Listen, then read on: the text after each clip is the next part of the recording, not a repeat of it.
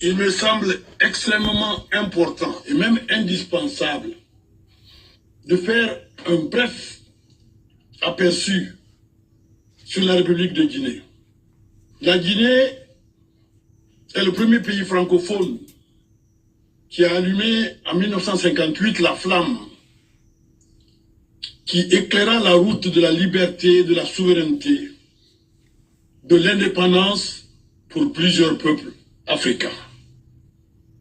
La Guinée en subira longtemps les conséquences de ce choix par des sanctions sociales, économiques, politiques et diplomatiques qui perturberont le cours normal de notre histoire. Mais la Guinée est restée debout avec ses immenses richesses humaines, végétales, hydrauliques et minières qui sont cependant restées sous-exploitées et même mal exploitées. De 1958 à 2021, notre pays a connu 5 changements non constitutionnels. 5, dont le plus grave fut le régime précédent qui a décidé de jeter la Constitution qu'il n'arrivait pas à déverrouiller pour accorder un 3e mandat non autorisé à son leader, pourtant démocratiquement élu. L'Organisation internationale de la francophonie, c'est le lieu de le dire, est la mieux placée pour nous, pour connaître ce douloureux épisode, car c'est vous, la famille francophone, l'OIF. C'est elle seule, pendant que le peuple était dans la tourmente de ce changement, qui a refusé de collaborer et qui a décidé de refuser son appui à cette mascarade, alors que notre pays a été abandonné au motif que nul ne pouvait arrêter la dérive d'un système et d'un homme. C'est le lieu de vous saluer, de vous remercier au nom de notre peuple, de notre gouvernement et de notre président. La Constitution qui avait été écrite et imposée par un simulacre de référendum pour avaliser le 3e mandat a été adoptée par la force et réécrite après son adoption. Unique au monde. C'est une situation ubuesque, unique au monde. Que le leader du pays décide de changer, de jeter la Constitution, d'écrire une autre Constitution à sa mesure, c'est une chose peut-être compréhensible, peut-être, mais la faire adopter et puis faire des ajouts à ce qui a été adopté est à la fois inique politiquement et inacceptable moralement. C'est ce que notre pays a subi. C'est sur ce champ de ruines sociales, économiques et politiques que la Guinée, pendant son errance, s'est délivrée le 5 septembre 2021 grâce à ses fils qui ont refusé cette fatalité. C'est vous dire, Madame la Secrétaire Générale, Mesdames et Messieurs, que les causes du changement intervenu en Guinée sont différentes d'ailleurs et sont spécifiques. Pour peu que l'on l'analyse, la vérité surgit et la Guinée sort de la généralisation abusive et facile. Malheureusement, au lieu de venir présenter des excuses pour avoir abandonné notre pays et ses populations à ce cruel sort issu d'un 3e mandat sanglant, des organisations internationales empruntèrent la voie facile, la mise en marche automatique et stéréotypée des sanctions qui, au lieu de frapper les causes et les auteurs, s'attaquent au peuple victime. Le changement intervenu en Guinée le 5 septembre 2021 n'est pas un changement anticonstitutionnel, comme certains aiment à le dire. C'est plutôt un changement pro-constitutionnel, car il s'est agi de défendre une constitution balafrée, malmenée, puis jetée loin du peuple pour lequel il servait de loi fondamentale. Un véritable coup d'état civil, comme il en existe très souvent. En Guinée, il s'est agi donc d'un coup anti-coup d'état. Notre pays, notre peuple, au lieu de se lamenter devant la communauté internationale qu'il avait déjà rayé de la liste de ses priorités, a pris sa destinée en main. Mesdames et messieurs, c'est pour ces raisons que nous demandons de bien vouloir comprendre que pour la République de Guinée, le terme « retour à l'ordre constitutionnel » devrait plutôt être remplacé par le retour à l'ordre démocratique. Car constitution, nous n'en avions plus.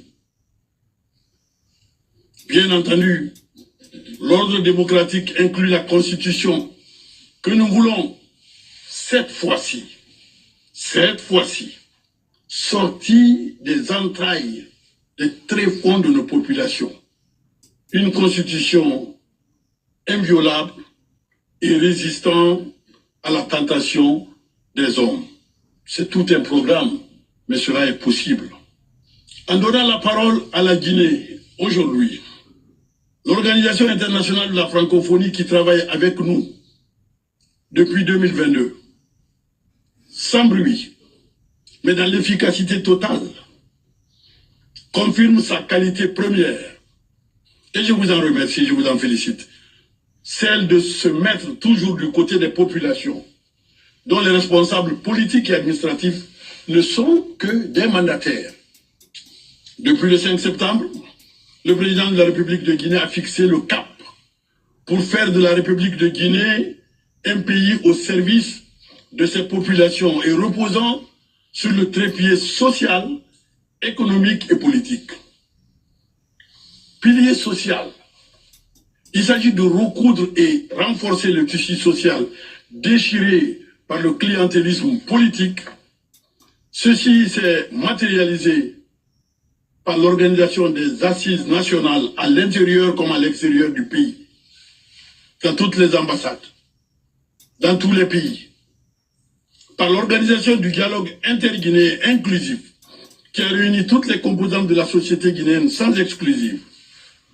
Évidemment, nous respectons le choix de chaque Guinéenne et chaque Guinéen, y compris celui de ceux qui ont refusé de se mettre autour de la table.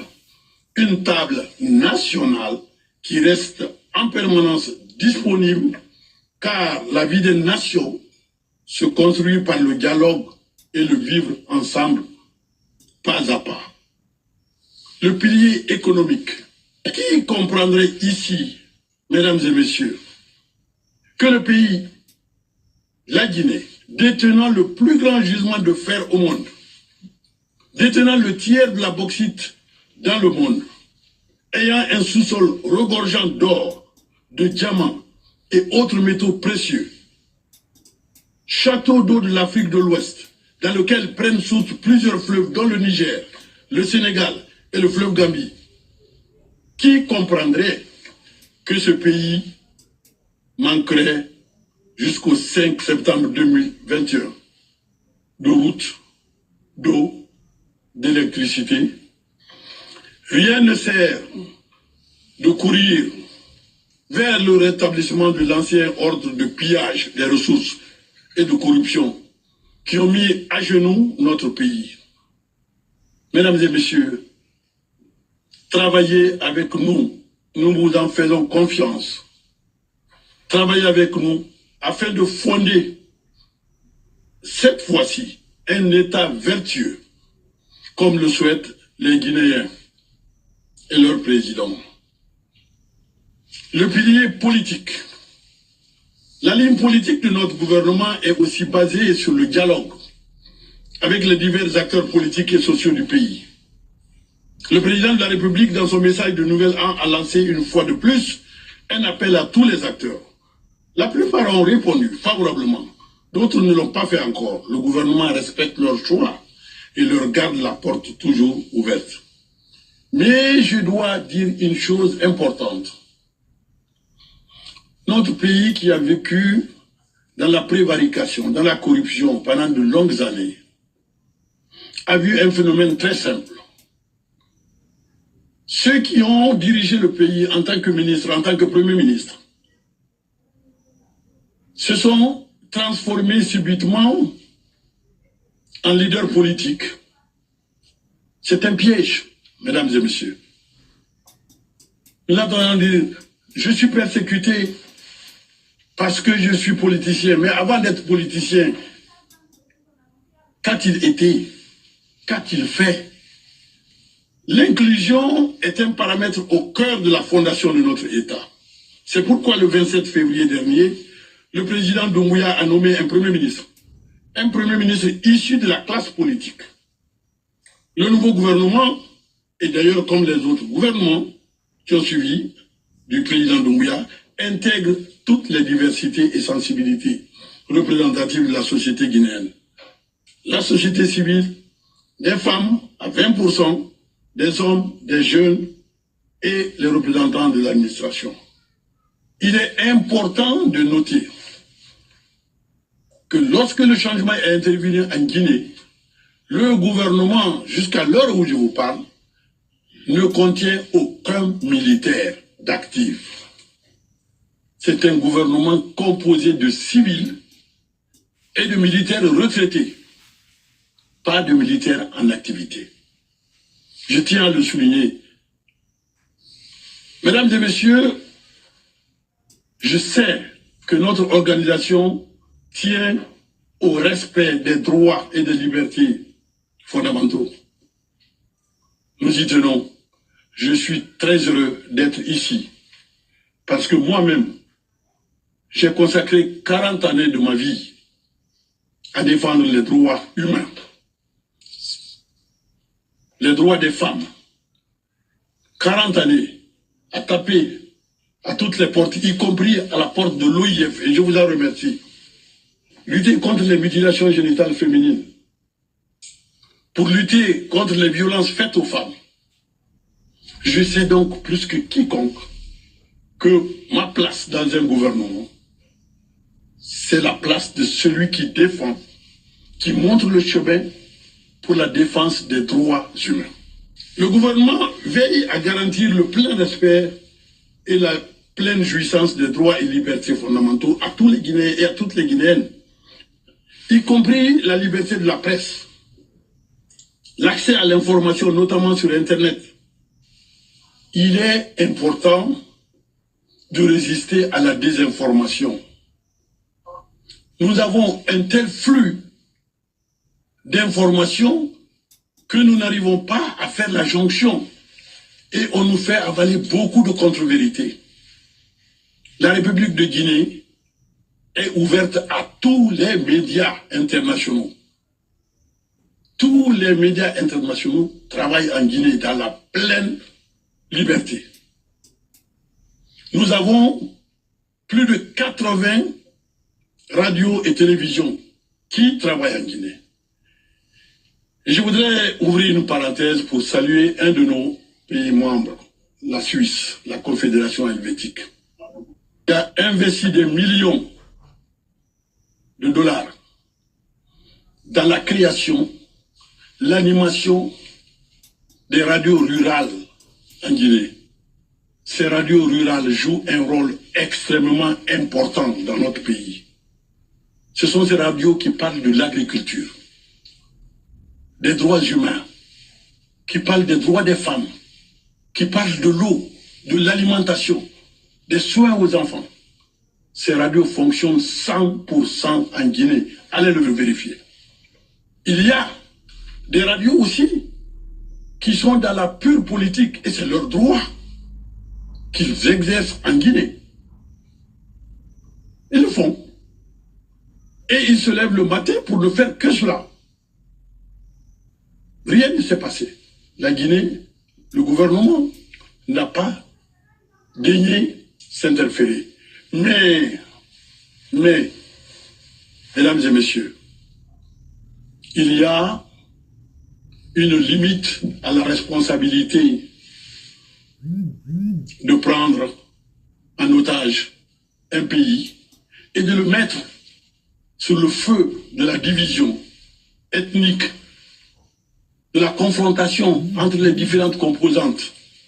Lorsqu'une radio se transforme en cela, nous avons vu les images, nous avons vu les exemples ailleurs. Nous allions donc ces principes avec les impératifs de protection de la sécurité nationale. La Guinée, la République de Guinée, a une chance unique qu'elle préserve. Tous les pays qui entourent la Guinée ont subi la guerre civile. Tous les pays. Je ne vais pas les citer. Et la Guinée a accueilli des millions de nos voisins quand ils étaient en guerre civile. Donc nous connaissons le danger de la guerre civile. Nous ne permettrons à personne de jouer avec cela. Au lieu de fermer les radios comme ça a été fait tout récemment dans un pays, pendant que les gens mettaient le feu, la Guinée a préféré voir qui mettrait le feu et l'empêcher de le faire. Il y a que 3 médias que nous avons arrêtés pour voir comment est-ce qu'ils peuvent revenir dans le giron. Les 80 autres marchent bien en Guinée. La presse internationale marche bien en Guinée. Mesdames et messieurs, nous ne sommes pas comme ailleurs. À l'instar des pays voisins qui subissent la déstabilisation multiforme dans le Sahel.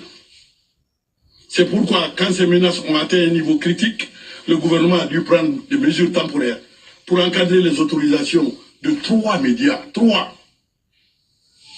Il ne s'agissait pas d'interdiction ou de censure de l'exercice de droits publics, comme cela a pu se faire ailleurs. C'est plutôt d'action de prévention et de protection de la sécurité collective de toutes les personnes vivant sur le territoire guinéen.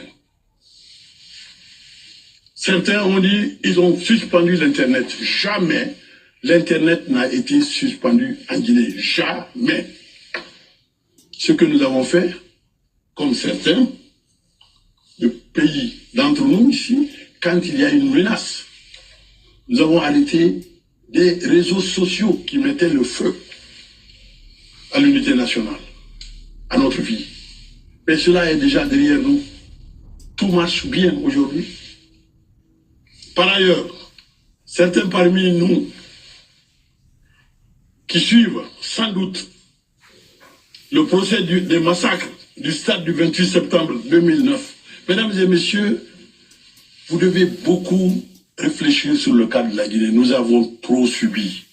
Notre peuple a trop subi des tueries, des massacres, des violations de droits. Nous avons trop subi. Depuis notre indépendance, nous sommes sous sanction. La mauvaise gouvernance. Nous voulons une fois pour toutes mettre fin à cela. Le chef de l'État s'est engagé à organiser le procès du massacre du stade du 28 septembre en 2009. 150 personnes massacrées.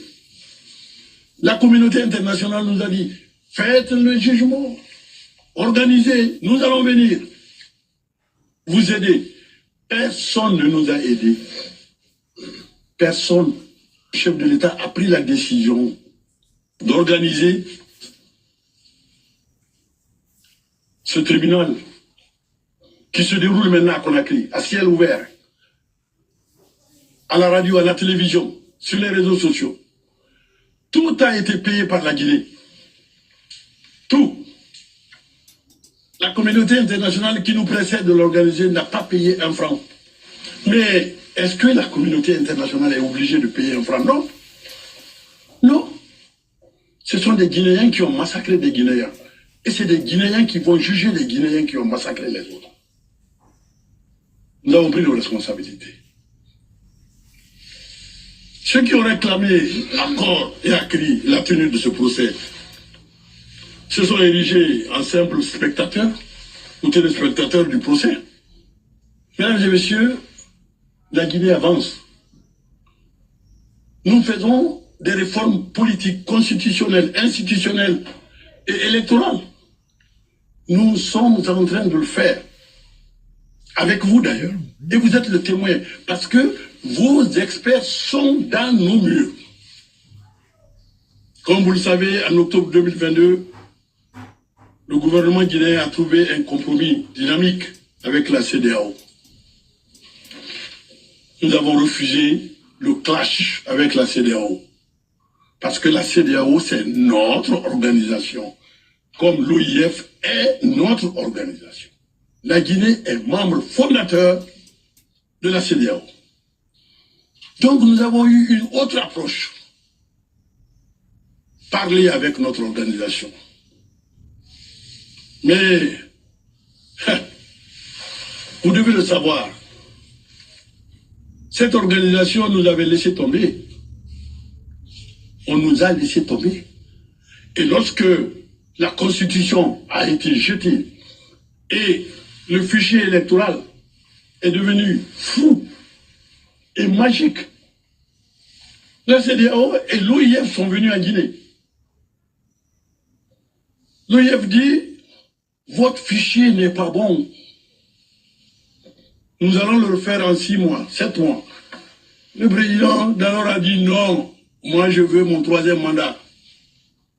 L'OIF a dit, si tel n'est pas le cas, si nous ne pouvons pas vous aider à faire un vrai fichier, nous partons. Vous êtes partis.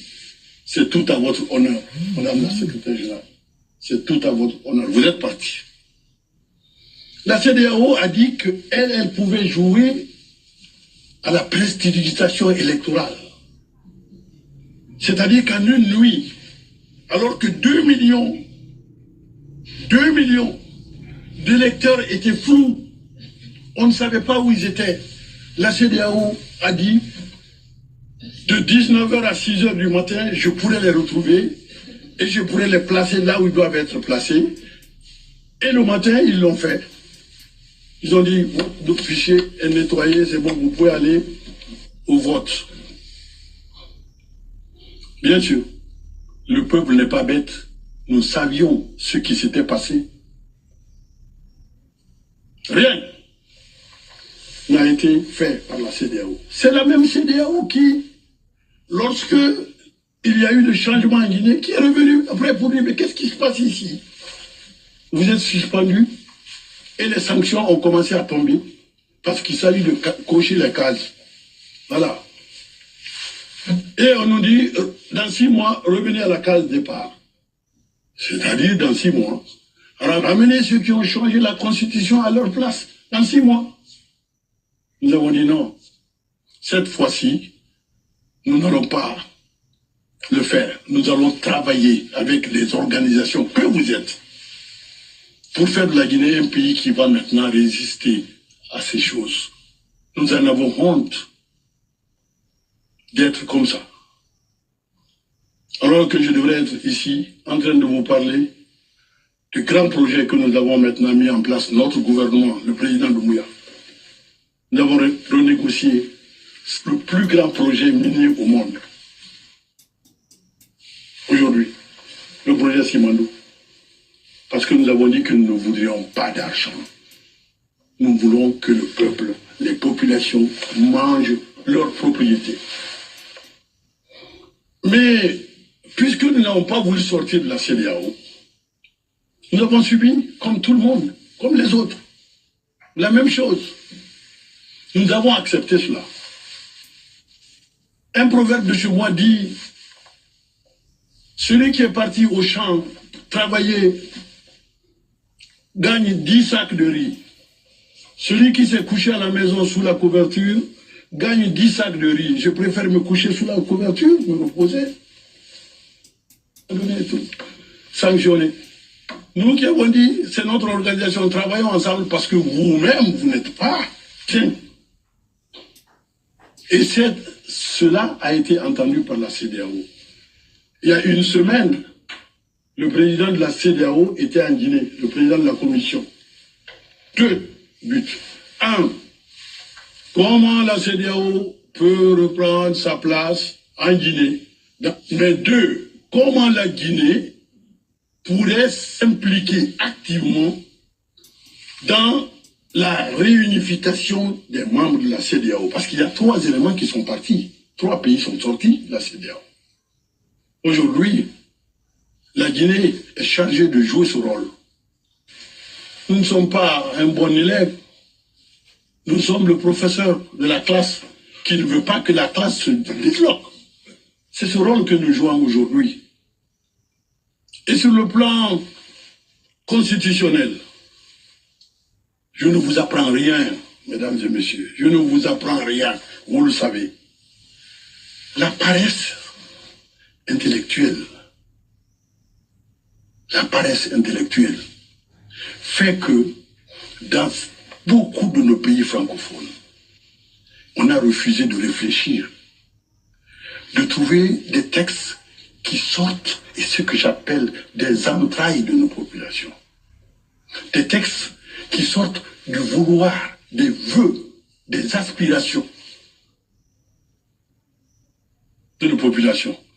On s'est contenté du copier-coller du code napoléonien. Cette fois-ci, mesdames et messieurs, aidez-nous, et vous êtes en train de le faire. Aidez-nous à faire une constitution qui ressemble et qui rassemble les Guinéens. Faisons ça avec vous. Et du plan électoral, le gouvernement travaille à moderniser le système électoral guinéen en dotant d'un nouveau code électoral garantissant durablement des processus électoraux libres, fiables et transparents tels que prescrits par la déclaration de Bamako du 3 novembre 2000, dont la Guinée est signataire, qui soit à l'abri des influences partisanes. Poser la question, dit Guinéens, sur le nombre de la population, simplement le chiffre. Chacun de vous peut donner ici à la virgule près la population de son pays. Pas chez moi. Chacun a un chiffre, dépendant de son parti politique, dépendant de ses tendances politiques. Ce sont ces chiffres que nous avons en Guinée. Mesdames et messieurs, comment peut-on faire? Comment peut-on travailler? Comment allez-vous aider notre pays? Comment allez-vous travailler? Comment nous-mêmes pouvons-nous faire nos projets, nos programmes, si nous ne connaissons pas nos populations?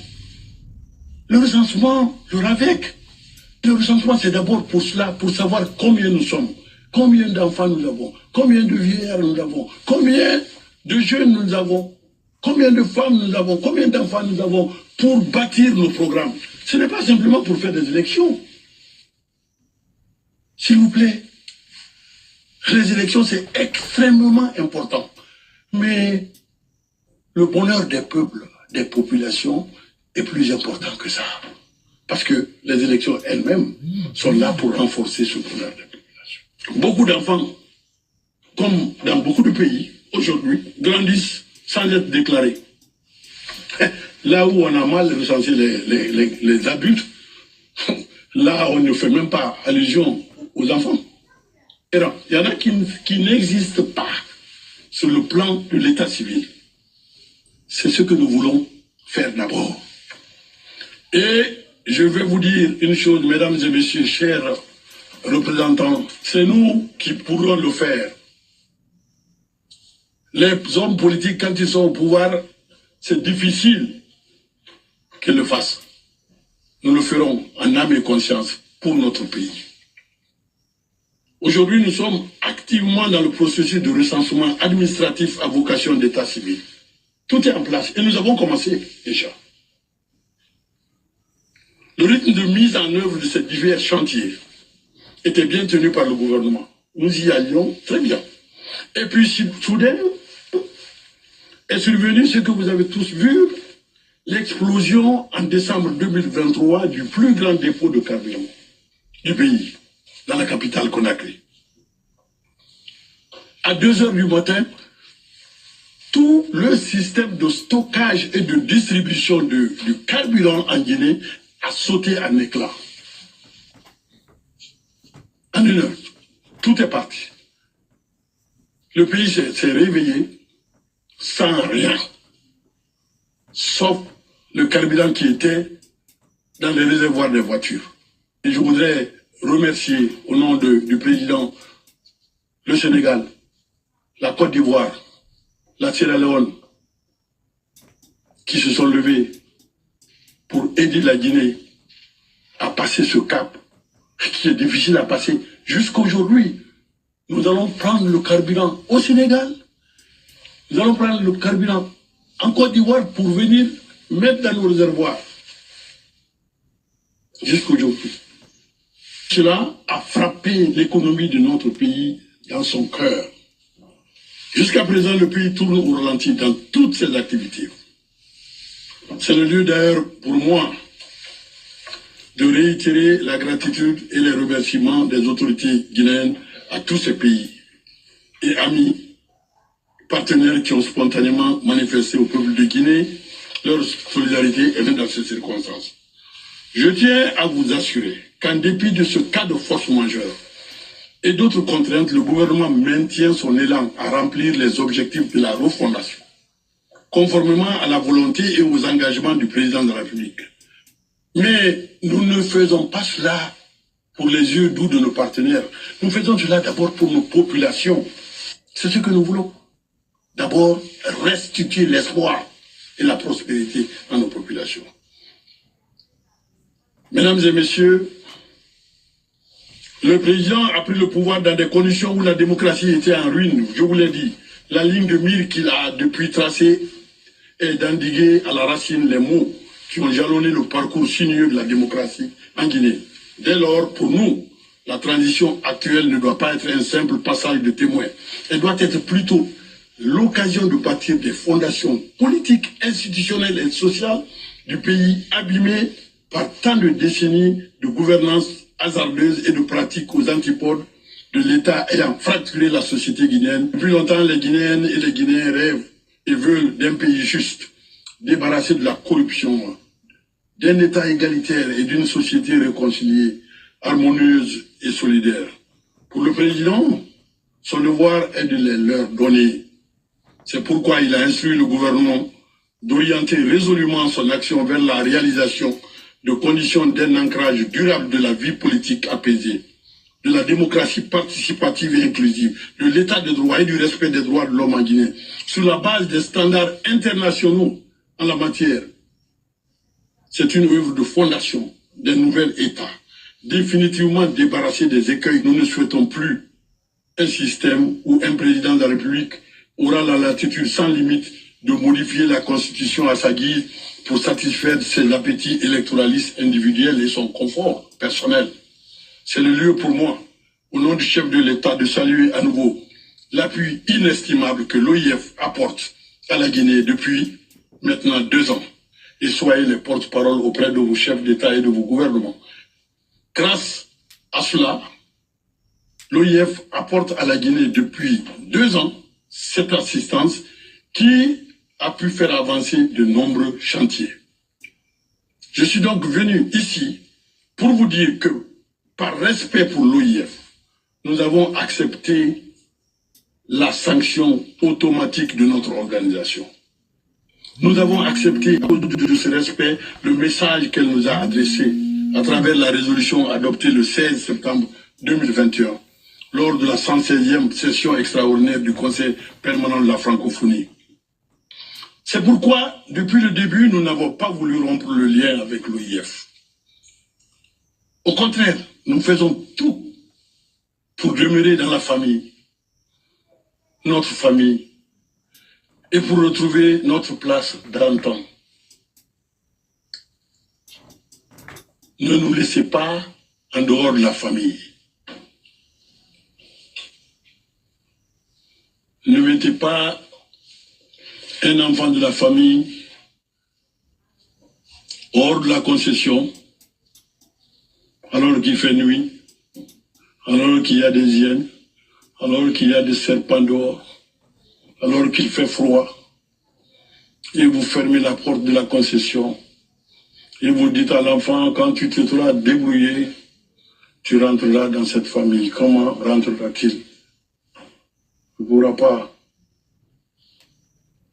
C'est à vous de le faire rentrer. Faites-nous entrer dans cette famille et travaillons ensemble. Les populations guinéennes, aujourd'hui, à l'heure où je vous parle, savent que je suis avec vous. Elles sont à l'écoute. Elles ne comprendraient jamais que l'OIF, qui s'est tenu à leur côté dans le combat contre la destruction de la Constitution, continuerait à punir leur pays en voie de construction d'un État fort et respectueux des valeurs humaines et démocratiques. En levant la suspension de la République de Guinée, l'OIF s'inscrirait dans la dynamique positive d'autres partenaires comme la CEDEAO. La CEDEAO qui, malgré tout cela, lors de son dernier sommet extraordinaire du 24 février 2024, a levé les sanctions qu'elle avait adoptées à l'encontre de notre pays. Les représentants de notre Conseil national de la transition ont réintégré le Parlement de la CEDEAO et occupent même des places importantes dans les commissions parlementaires de la CEDEAO. Madame la secrétaire générale, mesdames et messieurs les ambassadeurs, mesdames et messieurs les représentants des chefs d'État, sortons du cycle vicieux, changement non constitutionnel, sanctions, retour à la case départ, sortons de cela. Essayons autre chose ensemble. La Guinée, l'OIF, essayons autre chose qui pourrait être une solution dans l'avenir pour le reste du monde. Faites rentrer dans la concession. Je vous remercie.